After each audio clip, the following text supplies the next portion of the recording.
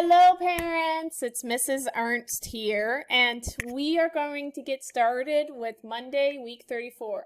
Now, keep in mind the last day of school is May 28th. We are going to have an award ceremony May 26th, and that's the plan right now. However, I want you guys to keep in mind and keep pushing and keep on going. Everything's going to be okay. I miss my kids dearly. I miss all of you. I hope to see you guys real soon. We had a pack up pickup Wednesday. Now, the thing you need to know about that work is 3 weeks of work.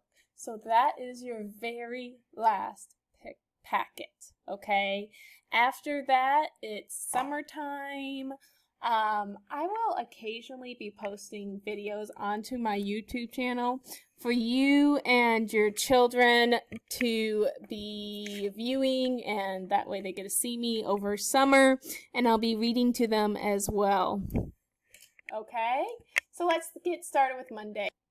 All right, so we are starting again with the story, Why Living Things Need Homes. Now, I know we've heard the story before, but I have some response questions I want you and your child to work on, okay? And when you click here, here's the information for that. We have a vowel sound review, so we'll be viewing the vowel sounds. And then we have our sight words for this week as well. We have Cassie Stevens for Finishing Pirate Week, but we do have the choice board if your child does not like her art lessons.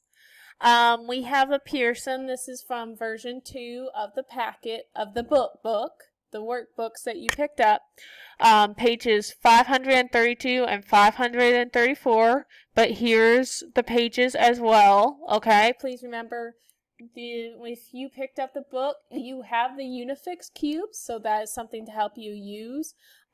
Also, keep working on the math choice board, okay? If you want your child to have extra work, the best way to do that is iStation Math or Prodigy, okay? That's really Monday. Monday's quick, easy. There's only 2 things to turn in, okay? You guys have a great Monday. Bye.